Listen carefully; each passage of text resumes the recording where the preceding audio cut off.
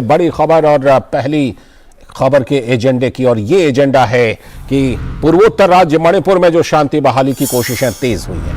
मणिपुर में शांति बहाली करने के लिए केंद्र सरकार की कोशिशें तेज। राजधानी इंफाल में आज कर रहे हैं केंद्रीय गृह मंत्री अमित शाह कई बैठकें। केंद्रीय गृह मंत्री अमित शाह ने मणिपुर में महिला प्रतिनिधिमंडल और विभिन्न नागरिक समाज संगठनों के प्रतिनिधिमंडलों से की मुलाकात। गृह मंत्री अमित शाह का 4 दिनों का यह अभूतपूर्व मणिपुर का दौरा है। हिंसा प्रभावित क्षेत्रों में शांति व्यवस्था कायम करने के लिए लोगों से लगातार विचार विमर्श कर रहे हैं। कल अमित शाह ने गृह राज्य मंत्री नित्यानंद राय की मौजूदगी में मुख्यमंत्री एन बीरेन सिंह और राज्य के मंत्रिपरिषद के साथ की थी बैठक। इस बीच मणिपुर में उग्रवादियों के खिलाफ अभियान तेज। कुछ इलाकों में कर्फ्यू में ढील भी दी गई है। हिंसा से प्रभावित पीड़ित परिवारों के लिए मुआवजे का ऐलान किया गया है। हिंसा में मारे गए लोगों के परिजनों को 10 लाख रुपए का मुआवजा और परिवार के एक सदस्य को नौकरी देने की भी बात कही गई है। राज्य में जल्द से जल्द सामान्य स्थिति और शांति बहाली के मुद्दों पर लिए गए कई निर्णय। लोगों के लिए राहत उपायों में तेजी लाने का भी निर्देश। इधर कांग्रेस का मणिपुर के मुद्दे पर राष्ट्रपति को ज्ञापन देने का कार्यक्रम, तो ममता बनर्जी करेंगी मणिपुर के हिंसा प्रभावित इलाकों का दौरा। मणिपुर में हिंसा के मुद्दे पर सभी राजनीतिक दलों के राजनीति करने के बजाय राज्य में शांति बहाली करने के लिए देना चाहिए योगदान। केंद्र की नरेंद्र मोदी सरकार का मणिपुर समेत पूरे पूर्वोत्तर में शांति के साथ प्रगति और विकास योजनाओं पर खास जोर रहा है। लेकिन मणिपुर को किसकी नजर लगी है और मणिपुर में कौन साजिश कर रहा है? हमारे साथ हमारे संवाददाता सुधाकर दास जुड़ चुके हैं इस खबर पर और ज्यादा जानकारी के साथ। सुधाकर, गृह मंत्री का भूतपूर्व दौरा, क्योंकि 4 दिनों का यह दौरा, और लगातार जिस तरह से केंद्रीय गृह मंत्री अमित शाह बैठकें कर रहे हैं, लगातार वहां पर निर्देश जारी किए जा रहे हैं। इन 4 दिनों के दौरान केंद्र सरकार की तरफ से, गृह मंत्री की तरफ से, ये पूरी कोशिश कि मणिपुर में शांति व्यवस्था को फिर से पटरी पर लाया जाए। सुधाकर। बिल्कुल लालचंद, और जो रिएक्शंस आ रहे हैं खास तौर से गृह मंत्री के बाद के साथ जो बैठकें हुई उसमें जो लोग शामिल थे वो एक बहुत पॉजिटिव मैसेज कह सकते हैं, सकारात्मक संदेश इन बैठकों का जा रहा है। और जो एक गृह मंत्री का लक्ष्य है, एक टारगेट जो है शांति की स्थापना जल्द से जल्द हो, नॉर्मलसी जल्द से जल्द आए वहाँ, तो उसमें वो सफल होते हुए दिख रहे हैं। हमने देखा कि कल भी उनके दौरे से ठीक पहले जो वहाँ की कई सिविल सोसाइटीज़ की तरफ से उन्होंने कहा कि एक बहुत पॉजिटिव डेवलपमेंट है उनका दौरा, और उनकी एबल लीडरशिप में वो उम्मीद करते हैं कि जल्द ही यहाँ शांति और सामान्य स्थिति बहाल होगी। अब देखिए कल रात से अब तक कई बैठकों का दौर चल चुका है, चाहे सरकार के स्तर पर उच्च स्तर बैठक के दौरान पूरी सुरक्षा स्थिति की समीक्षा की बात हो, महिलाओं के डेलीगेशन से बातचीत हो, सिविल सोसाइटीज़ के कई ग्रुप्स के साथ अलग अलग बातचीत हो। आज अब से कुछ देर पहले जो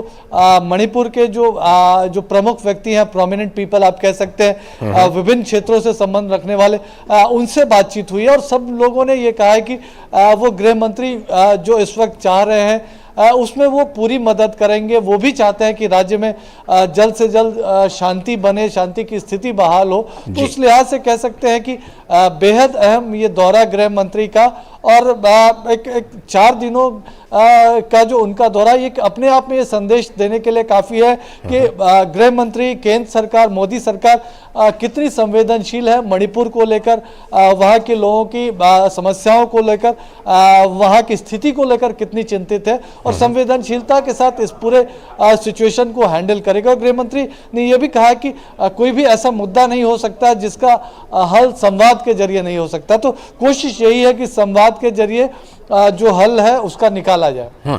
नागरिक संगठनों ने भी खुलकर गृह मंत्री का स्वागत किया है और लगातार बैठकें भी गृह मंत्री कर रहे हैं। लेकिन दूसरी तरफ प्रशासन उग्रवादियों के खिलाफ कार्रवाई भी तेज कर रही है और इससे हालात को नियंत्रण में लाने की कोशिश वहां पर सुरक्षा बलों के द्वारा लगातार की जा रही है। सुधाकर। बिल्कुल, देखिए लालचंद, हम जानते हैं कि हाईकोर्ट के एक फैसले के बाद ये उबाल आया था मणिपुर में, उसके बाद स्थिति थोड़ी शांत भी हो गई थी। लेकिन कुछ ऐसे तत्व हैं, कुछ ऐसे संगठन हैं जो चाहते हैं कि वहां आग लगी रहे, हिंसा का माहौल बना रहे, उसमें आतंकी संगठन, उग्रवादी संगठन, देश विरोधी ताकतें भी शामिल है। तो निश्चित तौर पर एक स्पष्ट संदेश गृह मंत्रालय की तरफ से, केंद्र की तरफ से कि ऐसे तत्वों के खिलाफ सख्त से सख्त कार्रवाई हो। और इसके लिए हम जानते हैं कि सुरक्षा के जो पर्याप्त इंतजाम है और किसी को भी लॉ एंड ऑर्डर को हाथ में लेने की अनुमति नहीं दी जा सकती है। तो ये एक सख्त संदेश जरूर है। आम लोग जो वहां की सिविल सोसाइटी है, स्थानीय लोग, वो चाहते हैं शांति हो, लेकिन अगर ऐसे संगठन उसमें किसी तरह से फेक न्यूज के जरिए या आतंक के जरिए, हथियारों के जरिए हिंसा फैलाने की कोशिश करते हैं, तो ऐसे लोगों पर कार्रवाई करनी ही पड़ेगी। और ये भी एक चुनौती रहेगी और गृह मंत्री सुरक्षा बलों के साथ, उनके अधिकारियों के साथ लगातार इस मसले को लेकर भी चर्चा कर रहे हैं। स्थिति को नियंत्रण में करने के लिए लगातार कोशिशें तेज हो रही हैं सुधाकर, लेकिन एक सवाल जो मन में उठता है, हम जानते हैं कि मणिपुर समेत पूरे पूर्वोत्तर में शांति के साथ विकास पर, प्रगति पर केंद्र की नरेंद्र मोदी सरकार का कितना जोर रहा है, लेकिन ये एकाएक इस तरह की जो स्थिति बनी है, तो जब स्थिति नियंत्रण में आ जाएगी उसके बाद जरूर ये कोशिश की जाएगी पता लगाने की कि किसकी नजर मणिपुर को लगी, किसकी साजिश का मणिपुर से शिकार हुआ है। बिल्कुल बिल्कुल, देखिए और लालचंद आप देखिए, पूर्वोत्तर के कई राज्यों में अगर उग्रवादी संगठन ऑपरेशंस कर रहे हैं, उसमें किस तरह से कई विदेशी ताकतों का भी उनको समर्थन मिलता है, ये किसी से छिपा नहीं है। और बीते कुछ वर्षों में जिस तरह से पूर्वोत्तर विकास की एक नई पायदान रोज चढ़ रहा था, जिस तरह से मणिपुर खासतौर से उसकी बात की जाए, एक टाइम में ब्लॉकेट के लिए मणिपुर का नाम आता था। मणिपुर के जो विकास की यात्रा, तो कुछ लोग ऐसा चाहते थे कि इस तरह की स्थितियां बने जिसका फायदा उठाया जाए, जातीय हिंसा फैलाई जाए, इस तरह की तमाम चीजें। और अभी इस वक्त जो हो रहा है वही हो रहा है, कुछ इस तरह की साजिशें रची जा रही है। और जो तमाम इंटरसेप्शन सेना ने पकड़े हैं, सुरक्षा बलों ने पकड़े हैं, तो इस बात की पुष्टि भी करते हैं। तो बहुत आगाह सावधान रहने की जरूरत है। और पूर्वोत्तर में जो शांति बाकी राज्यों में, उस तरह की स्थिति मणिपुर में भी जल्द से जल्द बहाल हो।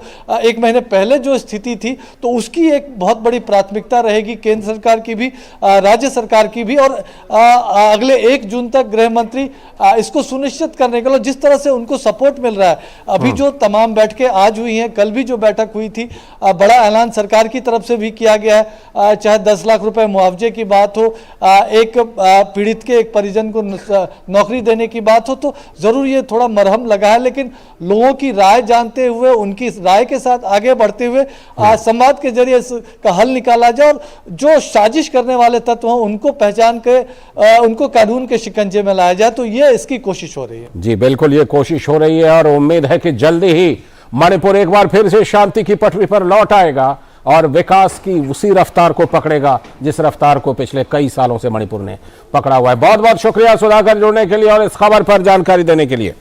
तो हमारे संवाददाता सुधाकर दास जुड़े थे कि मणिपुर में जिस तरह से गृह मंत्री का 4 दिनों का अभूतपूर्व दौरा चल रहा है और तमाम कोशिशें हो रही हैं कि मणिपुर एक बार फिर से शांति की पटरी पर लौटे और प्रगति की गाथा लगातार लिखता चला जाए।